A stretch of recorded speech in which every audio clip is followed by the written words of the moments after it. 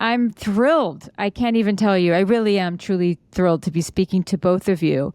You are experts on love and on relationships and on how to communicate.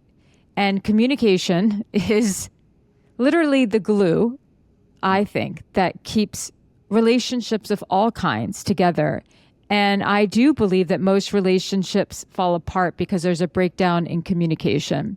Yep. And so there's a lot of talk out there on the internet and ethos about safety in a relationship. And safe conversations is something that you speak about in your book. Right. What makes a conversation safe versus not safe? I heard a man giving a lecture on love, a romantic attraction, first stage. And the man was me, right? Yeah. The man said, the romantic attraction, everybody, I figured it out. That's stage one of a marriage relationship. The bliss. The bliss, yeah. The bliss. May you be forever happy. You are now married. Happy ever after. Exactly. And the man had a chalkboard and he's put stage one, romantic attraction, stage two. Everyone ends up, though, who's in stage one and stage two, which is the power struggle. And he wrote power struggle. But if you learn a few things in the power struggle, everyone can get to real love. Now, Harville took the sentence stems of dialogue. He began to create sentence stems, and eventually a book was written. Yeah. I proposed. I said, "Okay, Harville, you're doing great. We are doing better. All these people are listening to your lectures. What would you like?" And he said, "Helen, I want a book to be written." I proposed marriage. I said, "Let's get married. There's not a book publisher big enough in Dallas. Let's move to New York. I'll hire an agent, a publisher." And a couple years later, Getting the Love You Want, the book came out. And I got a call from the Oprah studio who wanted Harville on the show. He went on the show. She submitted to the Emmy committee and won Oprah her first Emmy. She had him on 17 times. So this is who I am married to. How in the world did we wind up married? Because we didn't go through probably a 30-minute romantic period, and then it went into the power. And it went straight into. In today's world, people would say, well, not compatible, or, we don't like to do the same things, or whatever it is, or there's too much. There just would never be a third date. It'd be like on to the next. But who gets to be married to a man who lectures on love and wants to write a book? Absolutely. But I think it speaks to an interesting generational and societal thing that, people, I don't know if you've noticed or if but today, people are so they treat other people like they're so disposable, and they think, well, I can just get someone better, or I can get someone who agrees with me, or I can get someone who appreciates me. So, and I think that there's almost like this revolving door in dating today, because people always think that, I could just get someone better. Yeah. Well, and I agree with that there's the disposability. And I think the other thing is that, as Helen and I tried to figure out, how did we wind up getting, because we had a conflictual courtship. And in fact, the night before our wedding, we had a big fight, and you got out of the car and walked from the car. Oh, I forgot about that. to your house and slammed the door. And still I showed up the next day and we got married. There was some sort of bond we had. Even if it was negative, it was an intense connection. But was there strong sexual attraction? Is that what it was? Chemistry? No, it wasn't sexual. Yeah. It was sexual, but it wasn't. Sexual wasn't the basis. That was sort of right. No one else was teaching people. There's something you can call dialogue that helps people. It's a new way to talk. Most people monologue, make good grades in school. be precise, be accurate. Yeah. If you make good grades in school, you can get into good college, make good grades, you can become a architect, a doctor, a medical. You can't make mistakes. You have to be sure that you're Yes. factual. Now, this is called monologue. Your whole life, one person in the world, in the whole world, other than Socrates in 330 BC, was teaching people how to dialogue. And the Greeks didn't like Socrates disrupted. No. They said, stop teaching dialogue to the youth. You're destructing them. And if you read the story of Socrates, he was arrested, put in jail, said, now, agree, you'll stop teaching people dialogue. And the night, he said, if not, tomorrow we'll kill you. Well, Socrates just drank poison, killed himself. No. That's how I feel about dialogue. Let's get dialogue into the world, and Harville feels the same way. Well, and I think another attraction was that we were both divorced, and on those first dates, we're talking about how come we're divorced. I mean, you were a wealthy woman, a top pick in Dallas, and I was a university professor, so not too bad a pick. So how come I'm divorced with all my academic backgrounds and professional status and you? And so we got into that, and we got curious, why do couples fight? Which is the question you're asking. Why is it not safe to be in a relationship? And I think we probably began our journey even to this interview, that long journey of over now about 50 years. In the first few conversations, there was a common interest along with intellectual polarity, hers intellectual stimulation and mine, that we just had some massive energy going that kept us coming back after the fights. So, but in the process of Helen actually began what became for us the signature of our relationship and of our career, the dialogue process. Began that spontaneously that night in her apartment. We'd let one talk and the other listen and take turns, because I picked that up at that night and decided that I was going to experiment with that with couples.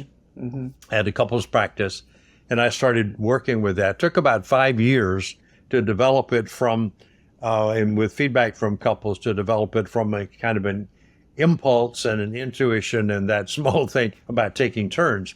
But in the process of learning all that, to answer your question about how do you make relationships safe and about the value of communication, is in listening to couples, I moved to full couples practice, away from psychotherapy, only to couples, and I noticed that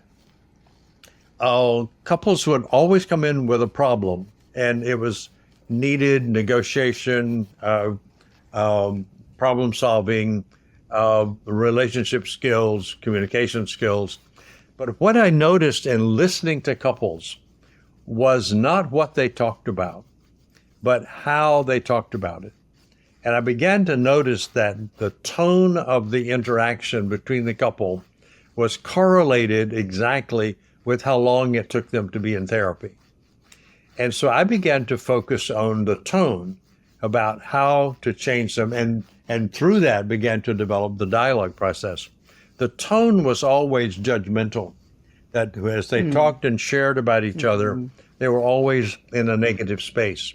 It could be gentle negative or harshly negative, but it was a tone. So I began to pay attention to that, and using and developing the dialogue process, asked them if they could speak in a different way, and I would model it for them and coach them in it. And as I got them to back out of negativity and begin to say the same words, have the same problem, like we've not been having sex, or we don't know where to send our kids to college, or who's going to clean up the kitchen, or when are we going to go, whatever the problem was. If they talked about it differently, i.e. with kindness and curiosity about each other, the problem became solvable, and the relationship became connected but they couldn't solve the problem until they changed the tone. So what makes what's the tone? And with the development of the dialogue, the new piece was, it got really clear, couples who come to therapy don't feel safe with each other. So how do they get to safety? And what we discovered through trial and error for a long period of time in doing research on I was doing research on my clinical practice, was that I finally got it that when when Mary would mirror Peter back, if she mirrored him back in one tone of voice, then he was defensive. If she mirrored him back in a soft tone of voice, he was open. So it was the mirror, but it was both. It had to be the mirror without negativity.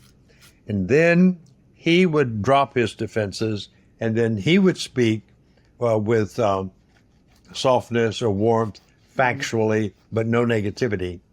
And what began to happen is that couples began to report that they were now feeling safe enough to really become vulnerable and to bring the issues underneath the problem out into the open. So we came to the conclusion that safety is non-negotiable in a thriving relationship. That's just the bottom line. The question is, how do you get there? And one is you have to listen without judgment and talk without criticizing. So our goal in therapy is to help or coach or guide couples to do that, to talk about what they want to talk about, doesn't matter what it is, but talk about it without being critical. And when you're listening, turn off the negative message that you're running while your partner's talking, which is, he's not making any sense, that's not right, and really listen. So that when they did that, the safety occurred, defenses relaxed, and now they can connect. So that would be a kind of a long and technical answer to the question that yes, it is communication, but it's not just exchange of information. It's actually an exchange of affect that makes me feel that you are not sending negative energy to me. Yes, I mean, that makes total sense. And what it makes me think of is that it's really the state that the person is in, right? So is there a process that you take a patient through where they're very agitated, right? And because they're so agitated, maybe they're flooded with a lot of different hormones and adrenaline. In order for them to speak or to listen without judgment and to speak without criticism, is there a process that you would take them through to get them from an agitated state to a more receptive state? Yeah, a very Jillian, specific one. Jillian, Harville will answer, but I just want you to know, we're not working with patients. This is for everybody. Yeah, it's anybody. Right. Yeah, oh, absolutely. But if you were working with someone, or let's just say to the listener who's listening right now, what can they do? Yeah. When they want to do all that, but they're in such an agitated state. Like for me, I would suggest maybe get a glass of water, maybe stand up, maybe take a moment, anything so that you can calm down. Because for a lot of couples, things escalate quickly. Right. Yeah. And so the de-escalation is so important to create safety. What are some things that people can do to actually calm themselves down so that they can de-escalate? Okay, we have 2 code words about voice tone that you can say when, for me, Harville, and it's true, my voice tone sometimes is frustrated, and Harville goes, VT.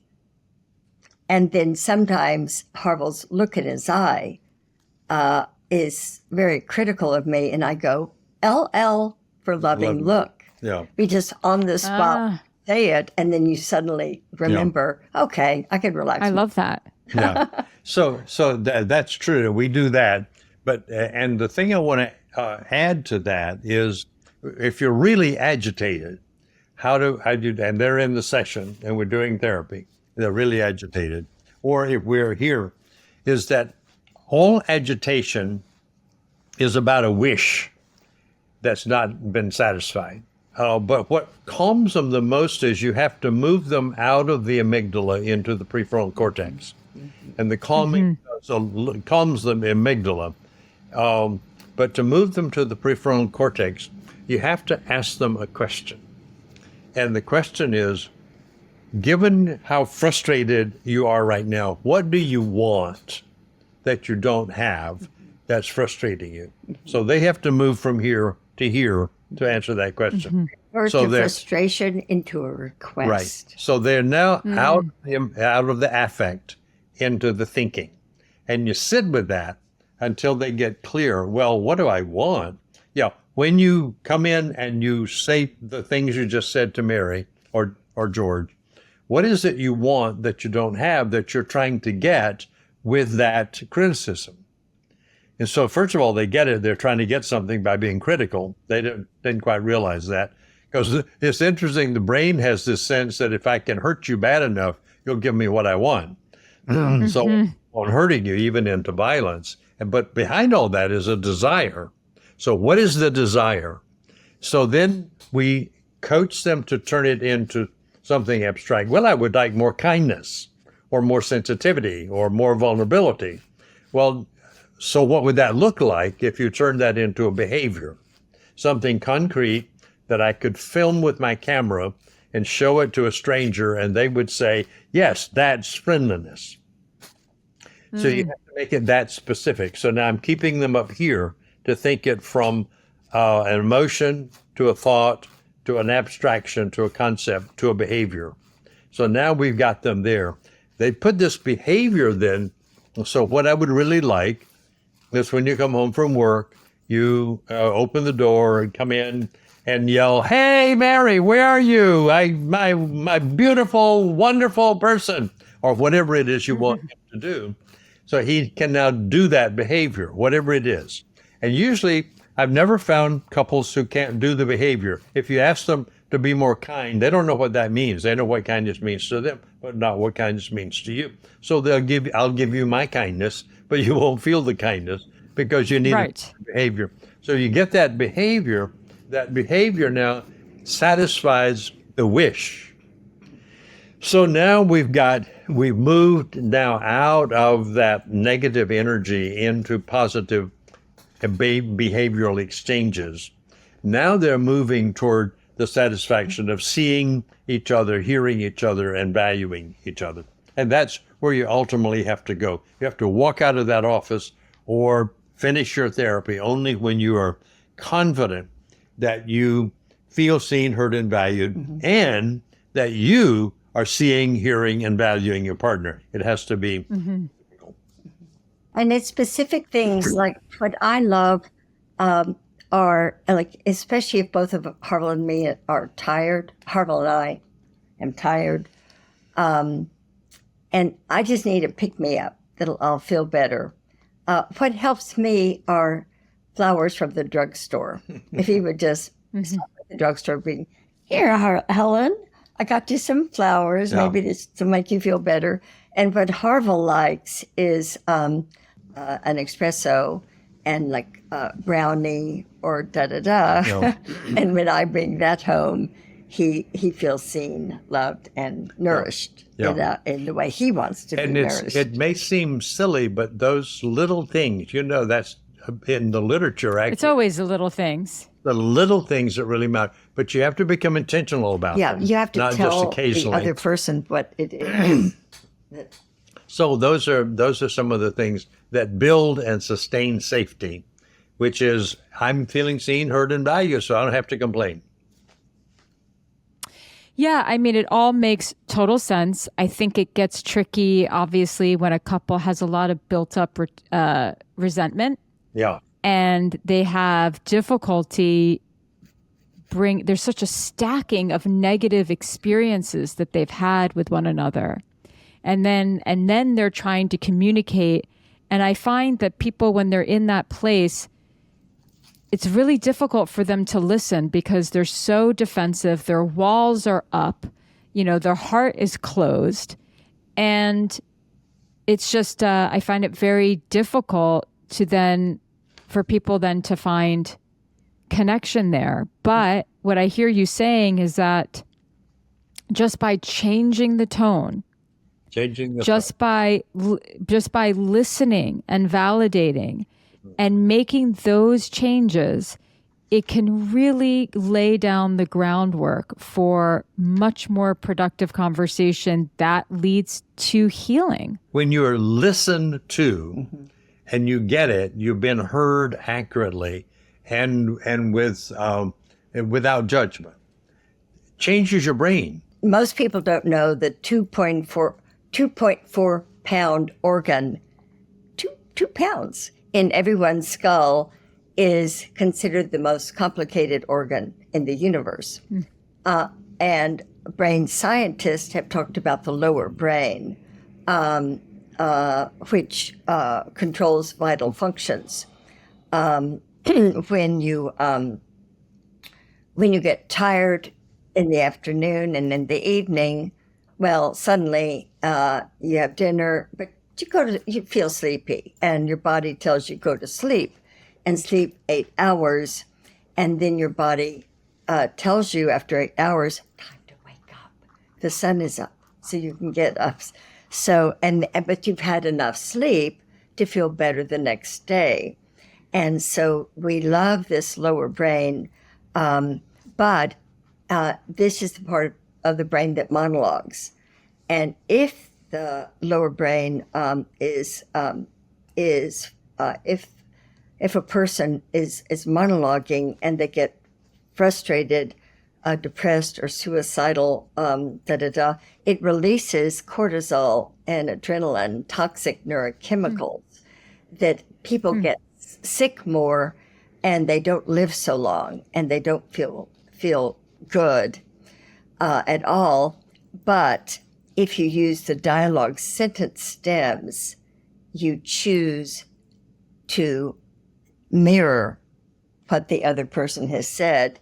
And between left brain hemisphere, right brain hemisphere is the dorsolateral prefrontal cortex, where you move beyond predication, according to Dan Siegel, the brain scientist.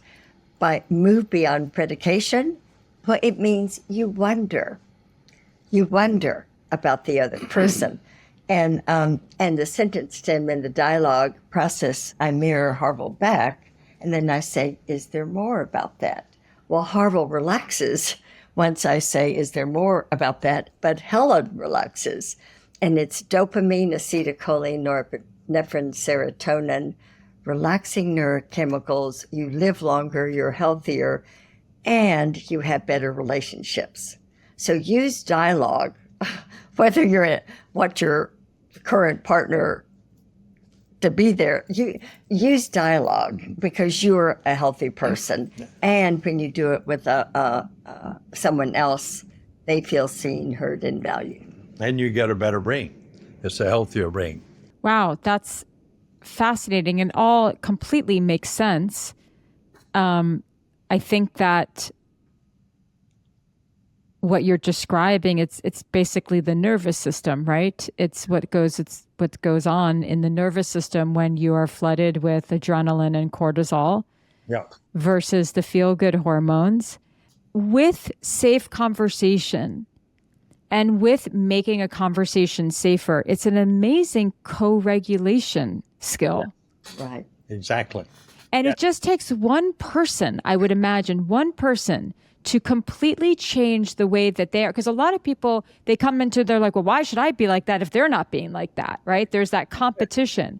Exactly. But if one person can say, I'm going to be the one, I'm going to change right now. I'm going to be the one that change. I'm going to change my tone. I'm going to change. It actually has a tremendous impact on the other person. It like disarms them. And then with just the courage and the maturity and the bravery of one person making a change and the awareness, then what you can create is from going from conflict to co-regulation. Yeah, exactly. Yeah. And in the therapy sessions, I was a very rigid therapist in that I did not want couples to hurt each other in my office. Most couples have their conflicts at home, over the dinner table, or in the bedroom. So those two places are imprinted with negative energy. So I did not want my office to ever become imprinted with negative energy. So I wouldn't let couples fight in my. I don't want to see fights. I Yeah, in fact, I agree. I can tell you what you're going to fight about and how you're going to fight after being around you for about 5 minutes. So Yeah. you can't do that in my office. I don't want the energy in my space either. Yeah. I regulate them by saying, now, I want you to mirror back Mary, what Mary has just, here, I want you to say one sentence, you to mirror it back, and hold them in that send and receive, because now I'm getting them both up here as they do that. In the prefrontal cortex, yeah. They both are regulated, and it's called what you call co-regulation. But I'm the one doing that until they can do it themselves. And then when they can do it themselves, we're done with therapy. Because now if they run into a problem, they know how to dialogue. And when they dialogue, they'll co-regulate each other, and then they'll go and solve whatever problem or whatever triggered their difference. And they'll go, because they've now learned to go to collaboration instead of competition.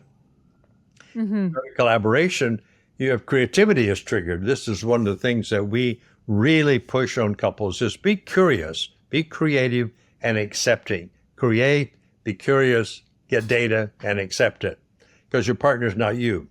So never expect your partner to be you or like you or want what you want or see things the way you see them. They can't, and you can't see it the way they do it.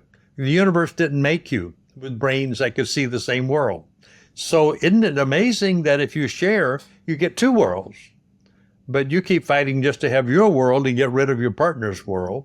You know, that pathology. But health is co-regulation, collaboration, cooperation, co-creation. So they become partners in the process, but they don't have the skills to do it. So, and I see therapy for me became helping couples have the skill to talk without polarizing. And when they could do that, when they could talk and collaborate, they then began to become healthier people, because they could take that to their children, they could take it to work, they could take it everywhere, because they now had a life skill that was operative in their relationship. And it's amazing how many people's, quote, childhood wounds receded way into the background, were seldom ever triggered once they had this dialogical skill. Yeah. Nature. Nature is dyadic.